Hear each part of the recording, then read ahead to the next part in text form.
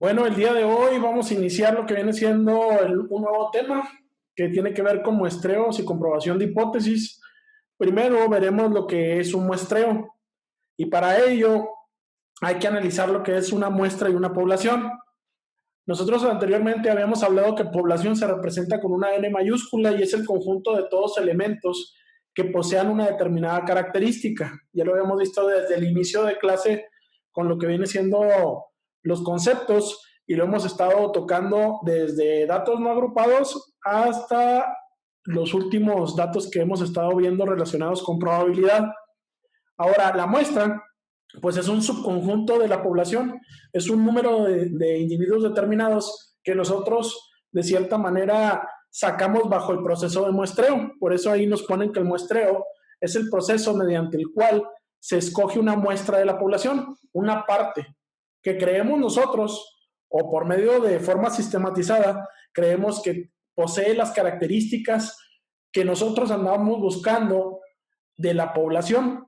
Entonces, también podemos establecer aquí, dentro de las mismas definiciones, los tipos de muestreo. Y hablábamos que había muestreos aleatorios simples, exploratorios.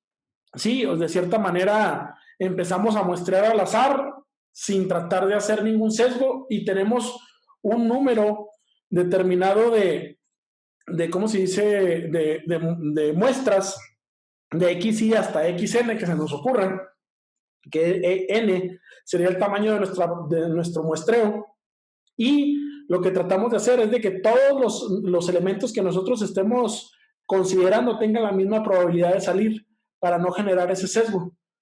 Ese sería el muestreo aleatorio simple y sirve con fines exploratorios, a ver cómo se comporta la variable en la población, cierta característica. Ahora también tenemos los muestreos aleatorios sistemáticos. Estos ya son con previo conocimiento del comportamiento de una variable. En este caso, a mí me ha tocado hacer muestreos sistemáticos relacionados con muestreos de contaminación de suelo, de hidrocarburos, muestreo en lo que viene siendo vegetación. Y pues de cierta manera empieza uno a muestrear, era como uno de los ejemplos que les puse del área de aceros, cómo se localiza un punto determinado con una coordenada y luego se empieza a agregar ciertos metros de forma sistemática en dirección X o Y, con el fin de estar sacando cada 10 metros, cada 100 metros una muestra y poder caracterizar un área determinada, ¿no? Y de cierta manera esa área, como les decía, se cuadricula y luego ya empiezan a tomar en medio de cada nodo o cada cuadro o en medio de la malla que se establece los muestreos para poder caracterizar y ya con eso, de cierta manera, poder conocer un poco de cómo se comportan o cómo están las isoconcentraciones. Por ejemplo, si el contaminante fue emitido aquí en esta área, cómo se movió el contaminante en el suelo en esta área de estudio.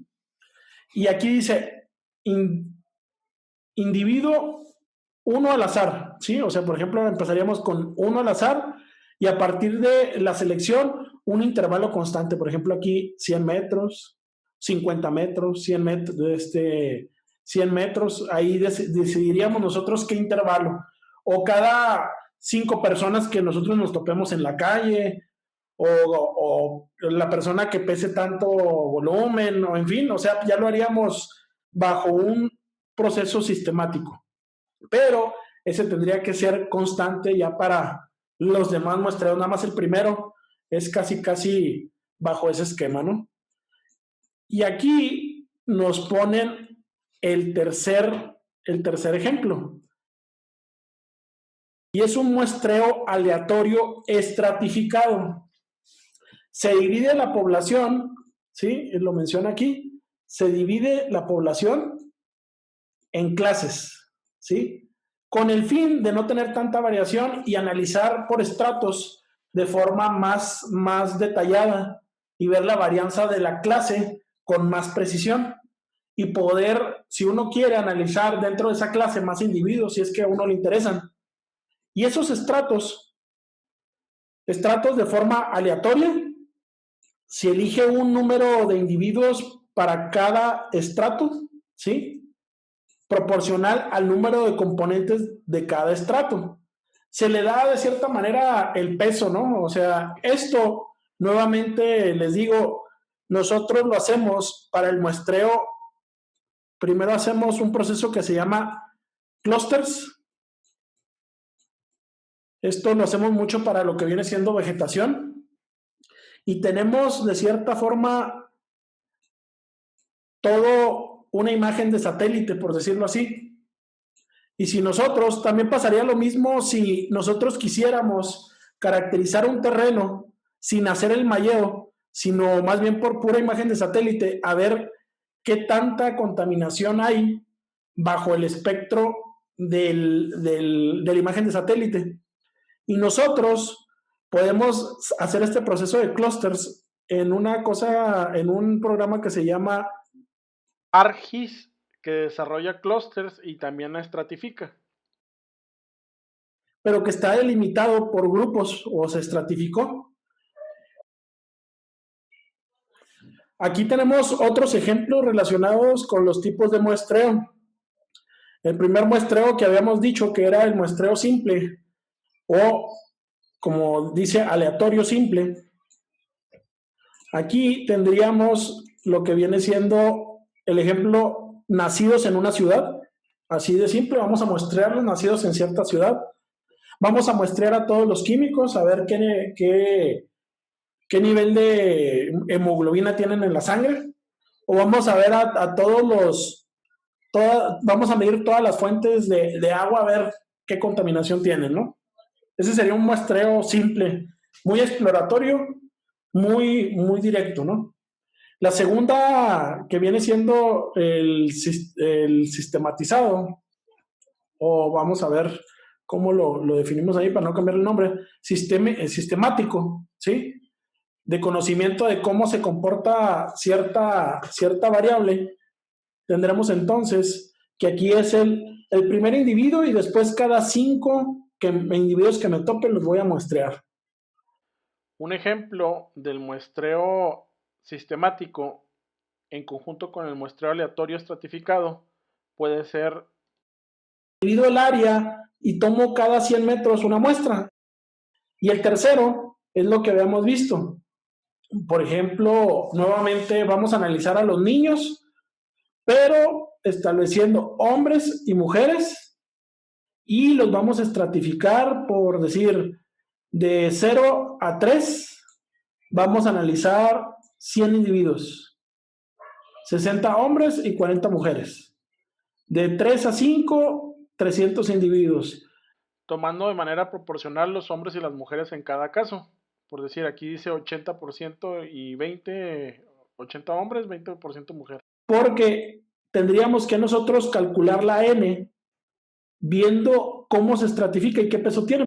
Nosotros tendríamos que ver qué porcentaje de la población representan estos números para nosotros calcular con una regla de 3. Si nosotros queremos hacer 100 muestras en nuestro muestreo, pues, ¿cuál sería lo proporcional? Pues hacer una regla de 3. Eso es lo que de cierta manera tendríamos que hacer con el fin de estratificar y tratar de hacerlo de forma aleatoria, dándole peso a cada estrato de acuerdo al número de componentes que tiene. Este es otro tipo de muestreo. Este es el muestreo por conglomerados y áreas. Se divide la población en diferentes secciones conglomeradas. Se elige al azar una o unas pocas de esas secciones, tomando características de todos los elementos seleccionados. Aquí, este tipo de muestreos, sí hay que precisar de que se hacen en poblaciones que de cierta manera tienen más homogeneidad, que son más homogéneas, ¿sí? Porque tendrían pequeñas variaciones, porque este tipo de situaciones que vamos a analizar, si bien se separó como en los conglomerados, en los anteriores, ¿cómo se dice? Estratos, pero los estratos tienen diferente característica cada división.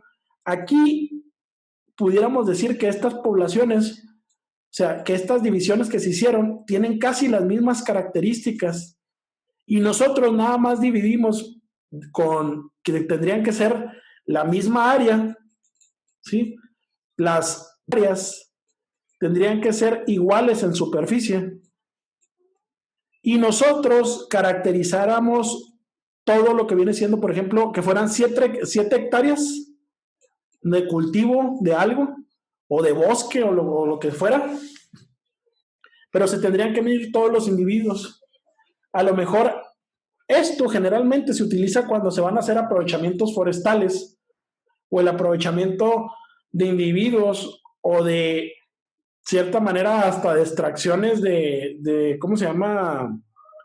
De cuando se hacen muestreos también en pilas de lixiviados o cuando se hacen muestreos en presas de jales, porque se cree que hay cierta homogeneidad de lo que se ha estado sacando y que, por ejemplo, se lixivia o que se encuentra de forma muy pareja, ¿sí? Hay que tomarlo en cuenta mucho esto. Este tipo de muestreos, les digo, tiene que ver mucho la cuestión de homogeneidad. Si es muy heterogéneo la situación, pues se tiene que hacer por división de clases, o sea, clasificarlo por lo que viene siendo, no por conglomerados, sino por estratificación, según como estén ¿cómo se llama? De degradado, que va de más a menos contaminante. Bueno, vamos a empezar con el teorema central de límites, que de cierta manera ya lo habíamos visto, pero dedicándole o prestándole atención a que es una distribución normal. Este tipo de distribuciones ya las habíamos visto ciertas características, pero pues no varía con todo lo que hemos estado haciendo porque hemos trabajado con pura distribución normal. Y vemos nosotros aquí que es caracterizar los siguientes parámetros, ¿sí? Lo que viene siendo mi sigma al cuadrado, que es la varianza, sigma, que es la desviación estándar o típica, y n, que en este caso nos dicen que debe de ser mayor a 30.